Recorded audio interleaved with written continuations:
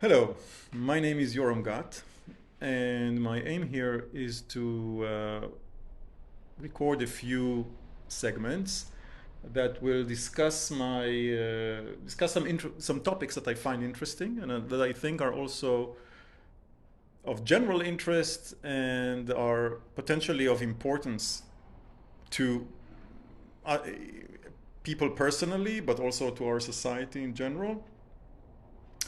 The topics that I want to that I find interesting are include political theory and applications of that theory, also economics and philosophy, and specifically within philosophy, epistemology, that is the theory of knowledge and how do we know things that we know, and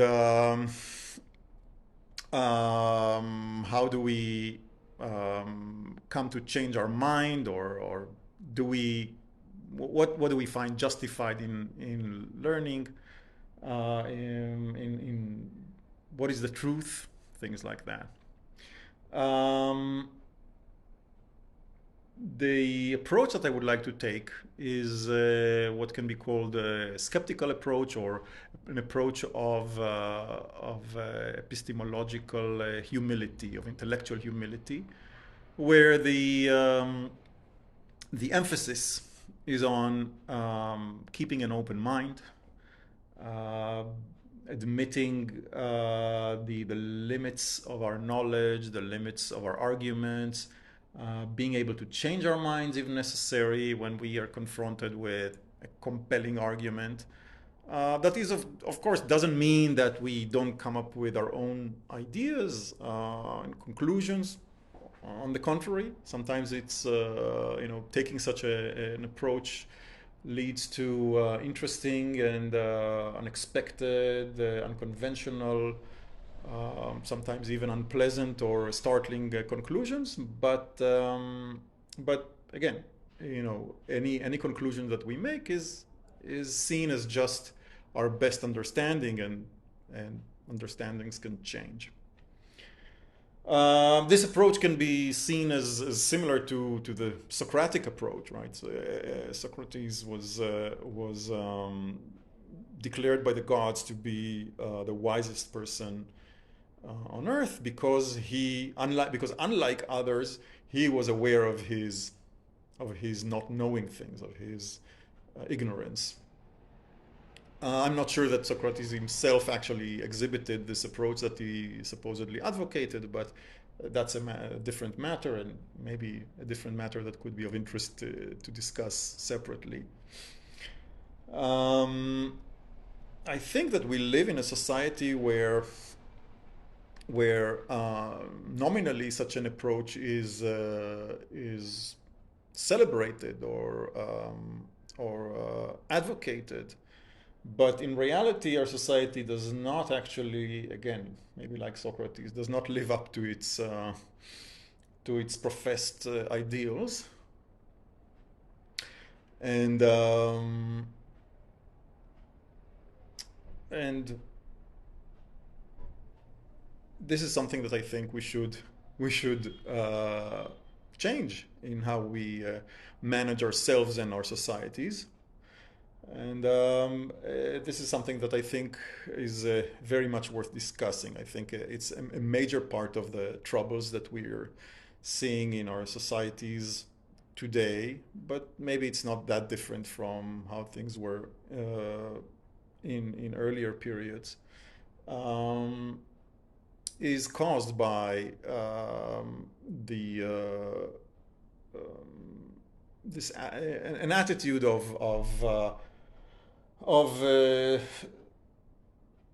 unwillingness to examine what we think we know, and uh, a situation where we don't reflect um, properly and skeptically and openly on our own conventions and own knowledge, what we think is true and the conclusion that we draw from those thoughts, from those beliefs. And I would like in this first recording to offer you the listener a self test, a test that I think is quite instructive for assessing one's own um, attitude towards um, rationality and openness and so on. Again, I think these are important and commendable attributes, but these are also attributes that unfortunately are often um, not really adopted um, by modern by us by people in our societies as much as we think that they are, right? Modernity is supposedly an age of rationality, an age where we reject traditions and where we come to beliefs based on good reasons. But I think, and we think of others, right, of historical others, those that lived before modernity, and maybe even those that lived, a generation or two ago, as having believed various wrong things, and even people that live right now but live in other places, we tend to think of them as holding various wrong ideas. Um, but in a way we tend to think of ourselves as being very lucky because we were born into a society or live in a society where things are much more rational and well justified and um, less illogical, less irrational than in other societies, again both historical and contemporary. Um, so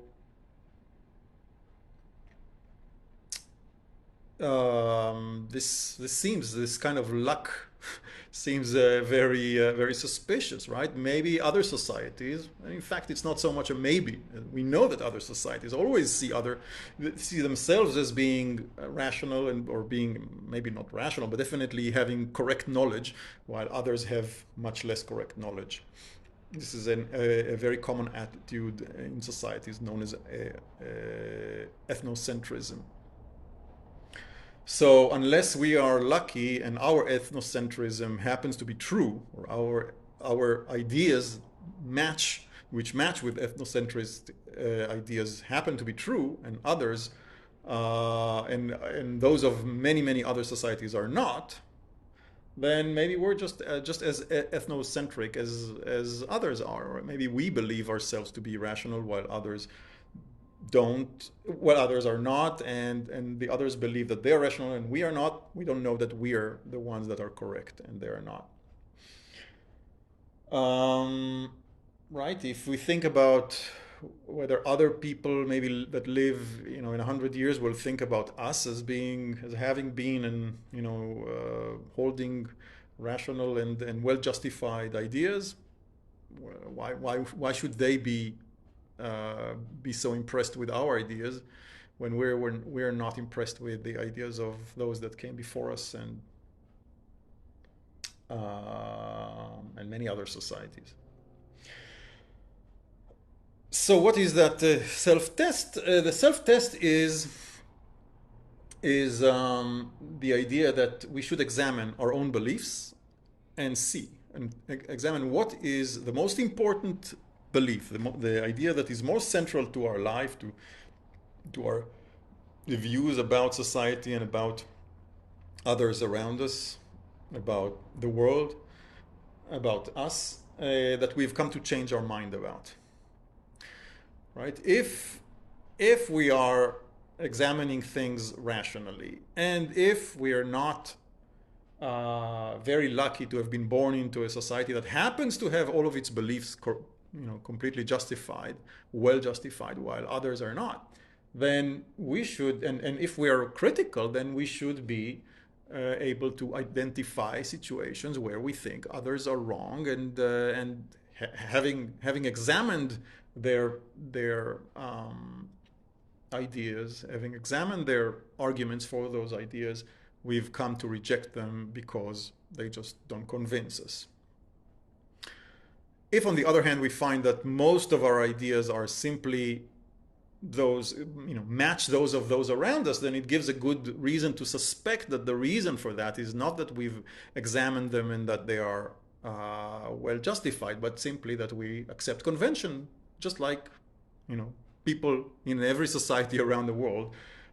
Definitely in the societies that we consider as traditional, as those that are did not develop critical thinking. That's their behavior, right? You grow up in a society which believes in a certain set of ideas, certain morality, a certain view of the material world, a certain view of the social world, and they accept it, people accept it. And maybe we do exactly the same thing, but we tell ourselves that the reason that we do that is because our society is so, the ideas that it holds are so convincing. Well, maybe that's the same. How is that different than other societies before us, and again, other societies around the world which we view with suspicion and whose ideas we think are not that convincing? So again, the self-test here is to come up with 1, 2, or 3, say, most important ideas that we've used to believe, that are very commonly believed in our society, and we've come to reject. We've examined carefully, we've examined critically, and for our own, following our own train of arguments and evidence, we've come to reject. It would be interesting about any idea, of course, but it would be most interesting if the important ideas that we changed our mind about are not ideas that are in play in our society. That means that they're not ideas that we know that some people adopt and other people reject. Right? I think there are many societies where there is such a play between belief in God and agnosticism or secularism, rejecting that belief in God, atheism. Right? The atheists know that there are believers. The believers know that there are atheists, and sometimes people move between those points of view. That's interesting in itself, I think. Even that is relatively rare. But it's more interesting if we can find ideas that are very nearly consensual in our society, so that it's even hard to imagine an alternative to those views, or if the alternatives are well known, they're universally rejected and maybe seen with suspicion, derision, and yet if we are able to come up with alternatives to those consensual ideas, and that would be very interesting. So to sum up, I invite each of you to come up with such a short list of important ideas that we have changed our mind on, and I'd be very happy if you share them in the comments so that we can discuss them either in the comments or in later recordings. Thanks. I'll talk to you soon.